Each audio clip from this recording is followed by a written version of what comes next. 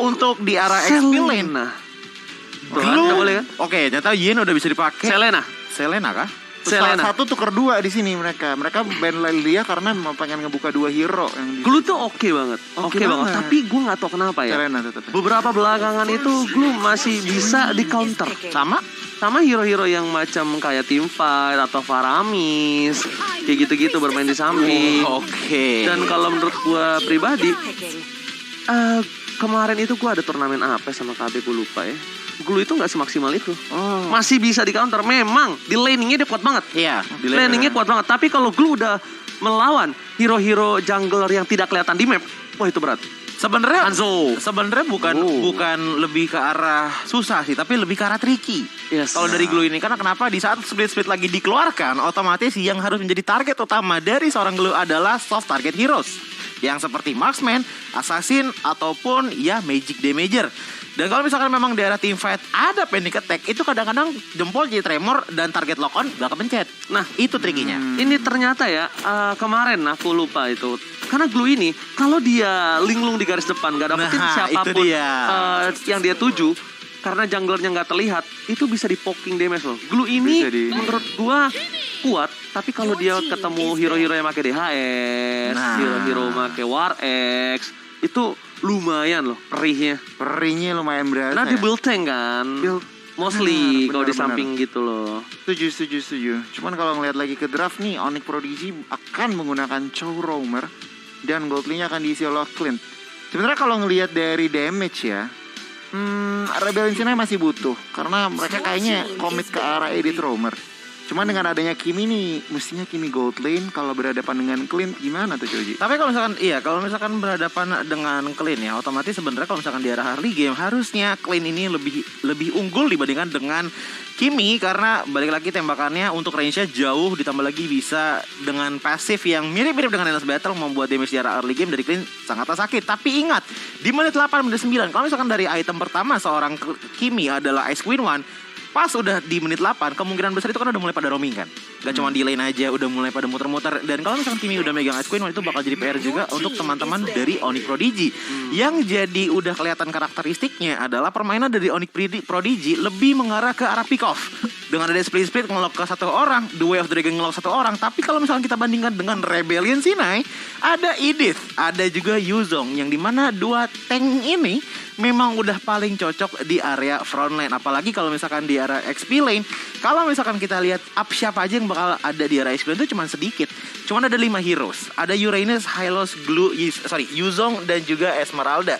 Udah ada Yuzong, udah ada Edith, ya udah. Kalau masalah frontline, crowd control lagi dipegang oleh Rebellion Sinai. Kok lama-lama gue ngelihat dari bandnya Rebellion Sinai ya, ini bisa ke arah Kimi jungler ya. Bisa. Gue ngeliatnya ini, yes, karena ini ada beberapa hero yang sangat-sangat objektif sekali untuk menghindari pergerakan dari seorang Kimi di early-nya.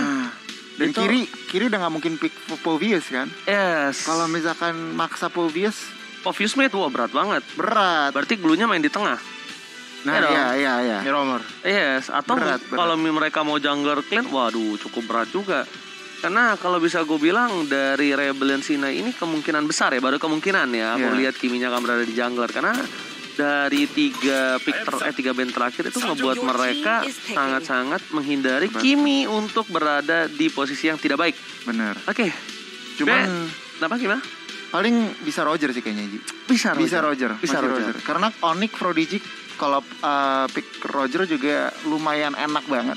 Rebellion Sinai bisa banget ngepick arah Roger, nutupin, dan Kiminya balik lagi masuk ke gold lane seperti masih fleksibel sih. Kalau Kiminya berada di jungler, otomatis Edithnya akan berada di arah gold laner. Memang agak berat untuk seorang Kimi dari early ngelawan Clint, tapi setidaknya jikalau sudah nyampe ke level 4, power spike dari Edith akan sangat berasa. Tapi ternyata Aulus yang akan menjadi junglernya. Aulus akan berada di arah jungler. Dan bisa kita bilang Kimi akan berada di arah gold lane, dia turun. Ini Edithnya tetap berada di arah roamer tank. Yuzong berada di off lane. Dan masih kekurangan 1 mid lane-nya yang bisa melakukan kontrol terhadap teamfight Onyx Prodigy. Onyx Prodigy pun mereka masih memiliki 1 buah kesempatan untuk mendapatkan jungler, dan Roger is okay loh. Walaupun jungler dari Roger ketika head to head dengan seorang Aulus itu masih bisa kalah. Masih Ya. bisa kalah. Masih bisa kalah. Seimbang soalnya. Seimbang, Benar, masih bisa kalah. Burst damage-nya tuh kadang-kadang dari Aulus ini yang nggak didagu-dagu. Ya. Ya, masuk mid game terutama. Cuman kita lihat Onyx Prodigy, Yisun Shin dan juga Kadita lah yang menjadi pilihan. Berarti tunggu. Oh, Kadita mid jelas, Yisun Shin buat Mountain Choker-nya aja. Jungler. Wah, ini berat juga ya kalau ngeliat kiri kurang range kayaknya nggak sih? Kanan ini Sebenarnya bukan kurang range sih, Gon. Lebih menurut gue lebih kurang crowd controlnya. Karena kalau misalkan untuk team fight besar-besaran, Rebellion sini udah oke banget sama Idiot dan juga Yuzong. So kalau misalkan ditanya team fight 5 lawan 5 menang mana, segi damage sama aja. Tapi kalau untuk crowd control lebih dipegang oleh Rebellion sini. Oke, tapi kalau dari segi draft pick kali ini, kalau gue bisa melihat, kayaknya draft dari Onyx ini sangat-sangat balance ya. Iya. Dari burst damage late game-nya dia punya, early-nya mereka punya, bahkan crowd control mereka punya, dan Rebellion Sinai, mereka bisa Agak mid bilang- kelit. Iya, mid late dan bahkan targeting jatuhnya. Oke. Iya. Crowd controlnya masih agak sedikit berkurang, tapi kita bakal lihat di mana Onyx Prodigy atau Rebellion Sinai akan mengamankan match yang pertama. Kalau dari segi draft pick menurut Choji yang mana? Dari mata Joji melihat bahwa dari teman-teman Rebellion Sinai yang lebih oke. Goni? Menarik. Kalau misalkan dari kacamata aku sendiri, Hmm? draftnya lebih ke kanan dikit sih kayaknya. Rebellion? Lebih ke kanan. Aku ke Onyx Prodigy ya. Onyx Tapi tentunya kita bakal langsung lihat, saksikan, dan buat kalian yang menonton, jangan lupa untuk abadikan momen kalian ketika nonton MDL ID Season 5. Dan bahkan kalau ada montek-montek, kalian bisa upload di TikTok dengan hashtag MDL di TikTok ya. Pokoknya dapetin hadiah dan juga tentunya dapetin FYP. Yes, bener banget. Jadi kita langsung aja ke game pertama MDL season yang kelima antara Rebellion Sinai dan juga Onyx. Dan 2 Purify ya yang digunakan oleh Rebellion Sinai, benar-benar. Berarti kalau kata Choji tadi kurang crowd control, tetapi pakai 2 Purify Kenapa? Siapa? kanan. Oh kanan. Balik lagi itu untuk menghindari gankingan dari Duel Dragon. Oke, ternyata bakal coba dipaksa di depan sana. WJ masih nahan flickernya dan masih berhasil dia dapatkan sama Athena. First blood diamankan oleh para pemain dari tim Onyx Prodigy. Maivan masih mau lebih. Di depan sana ada Derry Stain yang nampaknya tidak bisa memberikan sedikit poking damage. Tapi bahkan kita lihat pergerakan dari seorang Yuzong sampai harus datang ke arah mid karena mereka kalah di posisi early seperti ini. Yes, benar banget. Dengan adanya Lunox last pick juga berarti Kimi di mid lane, bukan di gold lane tetapi di mid lane. Oke, pertarungan antara Haiz dan juga Moon. WJ sudah mulai datang. Babysitting sedikit di menit yang pertama. 1 point kill yang cukup mahal tadi untuk buat Onyx sendiri. Sekarang kita lihat rotasi dari kedua tim sudah mulai ke arah bawah. Bahkan Chow-nya sudah membayang-bayangi seorang Aulus. Dan bahkan ada fun fact nih, Ji. Oke, di mana Rebellion Sinai punya ritual unik sebelum tanding katanya. Mereka akan membentuk lingkaran dan mengumpulkan semua device mereka di tengah, lalu mereka menari tarian kecak. Wow, wih ngeri juga loh. Aji-ajian jatuhnya. Ini Bukan oji-ojian ya? bukannya aji-ajian, bisa nambah performance mereka. Widih, ini culture banget anaknya gue lihat ya. Anaknya culture nggak tuh? Iya. Yes, benar banget. Dan sekarang pertama sudah spawn, kedua jungler sudah berada di area. Kita lihat 3 pemain Onyx, bahkan 4 pemain Onyx sudah melakukan zonasi. Zirazigen mengeluarkan Black Dragon Form, langsung Komet ke arah Geminika. Belum saja Walrus ditunggangi kali ini, dibalikin ke teman-temannya, dan bahkan turtle-nya berhasil diambil. Oh my god, retribution on point dari seorang Walrus berhasil mendapatkan 1 buah turtle, tapi ternyata mencoba dibalikan keadaannya. The WJ langsung dengan Mountain Shocker memberikan sedikit hentian pergerakan di mana Rebellion mereka tertangkap bagian satu dan WJ harus down. Gemini berhasil mengamankan 1 poin lagi setidaknya walaupun diamankan oleh tim dari Rebellion. Ini dari tim Onyx Prodigy, mereka mendapatkan poin kill. Yes, bisa kita bilang worth it enggak, tapi Ya. setidaknya ada sedikit hadiah lah ya. Iya. Ada sedikit hadiah di mana tadi memang posisinya Walrusnya ketarik dan ya udah retributionnya on point, tetapi dia harus hilang juga dari line of down. Untuk saat ini 3-1 untuk Onyx. Melihat dari situasi ini sebenarnya benar-benar bahaya. Oke, Wave Dragon pada ke arah Di Walrus. follow up begitu saja dan berhasil mendapatkan 1 Maksud poin, kill participation yang sudah kita bilang dari seorang Samohate, dia bermain dengan posisi yang sangat inisiator. Tapi lihat Samohate mencoba untuk menyelamatkan Moon. Tapi depan sana lihat ada dua pemain yang membuat seorang Moon terjepit, tersandwich, gak bisa diselamatkan kembali. Moon pun tidak punya flicker dan bahkan Moon harus tumbang di arah sungai kok nih. Sedikit out of position kali ini. Gemini sudah menunggangi Asigan, belum dikomit, hanya untuk membayang-bayangi purple buff-nya saja yang berhasil diamankan oleh teman-teman Onyx. Untuk saat ini benar-benar Onyx memegang kendali dari team fight, dari ekonomi juga leading sedikit, dan tinggal apa nih? Tinggal turret sih, tinggal landingnya mereka amanin. Rebellion Sinai akan susah mencari celah. Ada sedikit pergerakan 3 melawan 1. Moon tidak bisa menahan. Gak bakal bisa. Benar. Sekalipun Moon bisa nahan dari seorang Lunos, tapi ternyata lihat di sana Order Billions berhasil menyelamatkan dirinya di sisa detik terakhir hayat hidupnya. Bahkan para pemain dari tim Rebellion, mereka masih coba untuk dapetin di arah gold lane-nya. Ini gold lane Onyx mereka dihabisin, bener-bener gak dikasih nafas.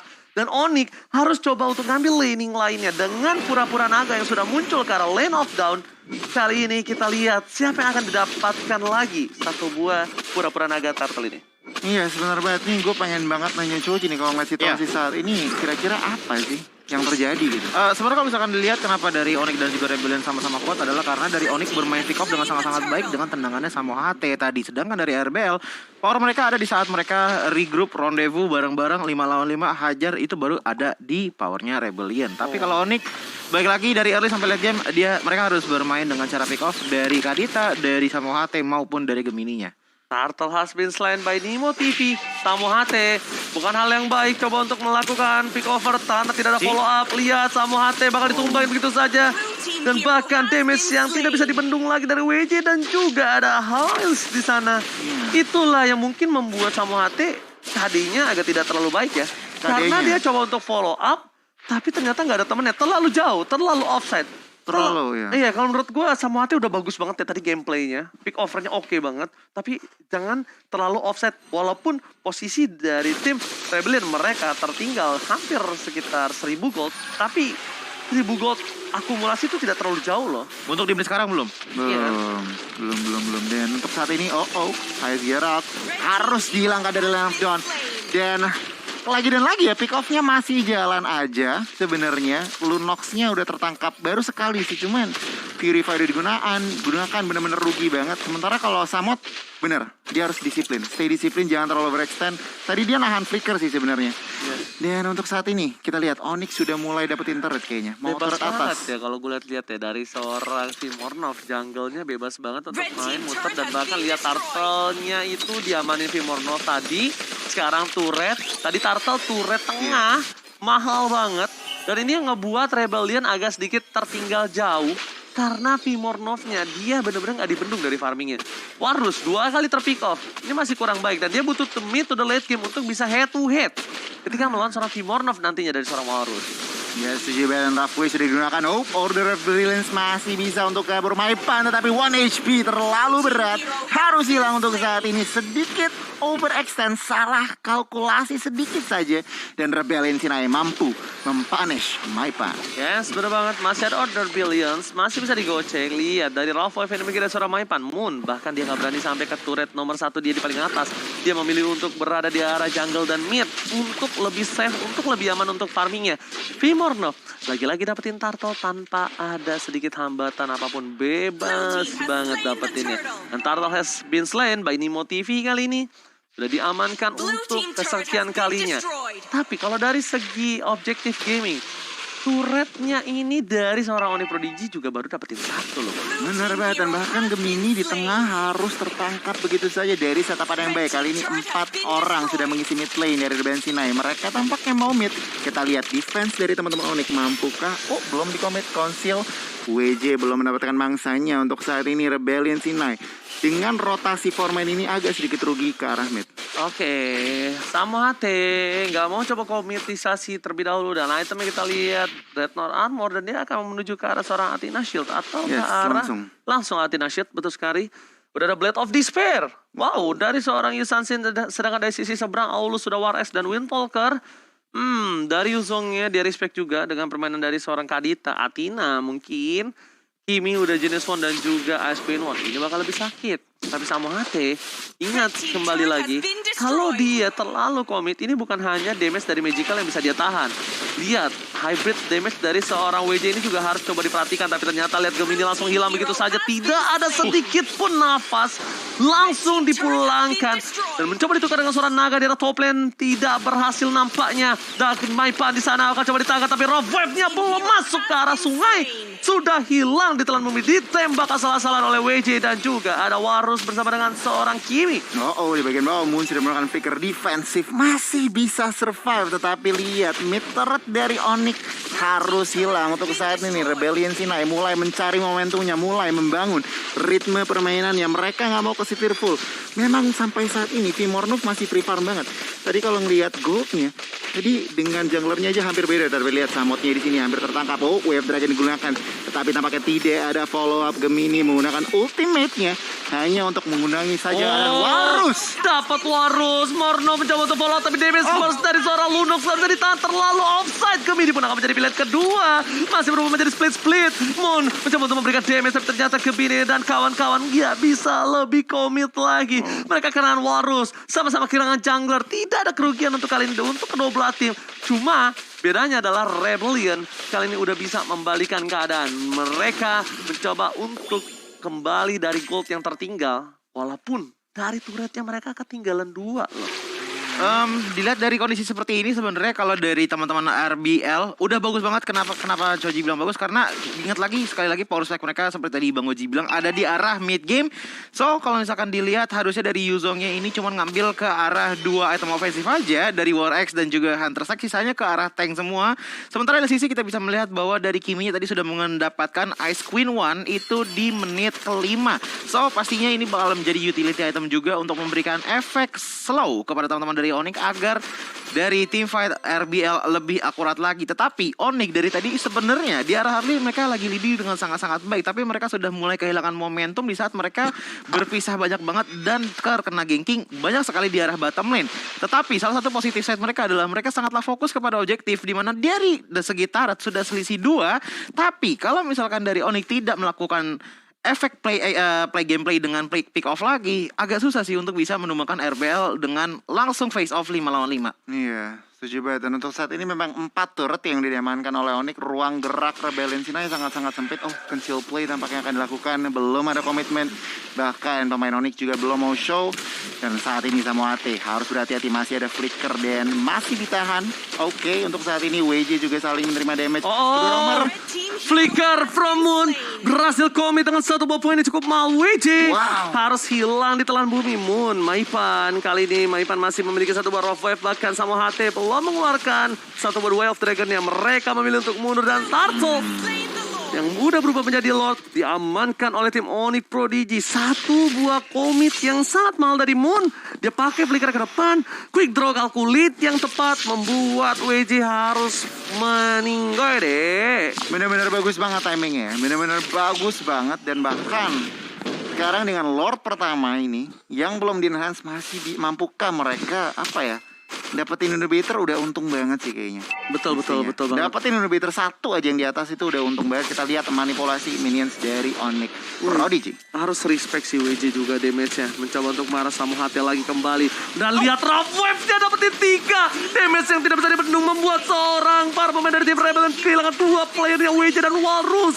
Bahkan di sisi lain, lihat Petrify menghentikan pergerakan dari seorang Lunox. Lunox harus mundur, mereka kehilangan 2 ketika Bapak Lord masih bergerak menuju ke arah inhibitor. Ini bukan hal yang baik. Onyx Prodigy mereka coba untuk mengatasi 3 lane secara bersamaan untuk mendapatkan hasil yang maksimal di arah inhibitor turret, Goni. Wow, terlalu mahal. Mereka mau perbuff tetapi harus kehilangan 2 nyawa. Dan bahkan lihat 1 persatu inhibitor menjadi target. Onyx Prodigy dengan Lord yang masih sehat di bagian atas.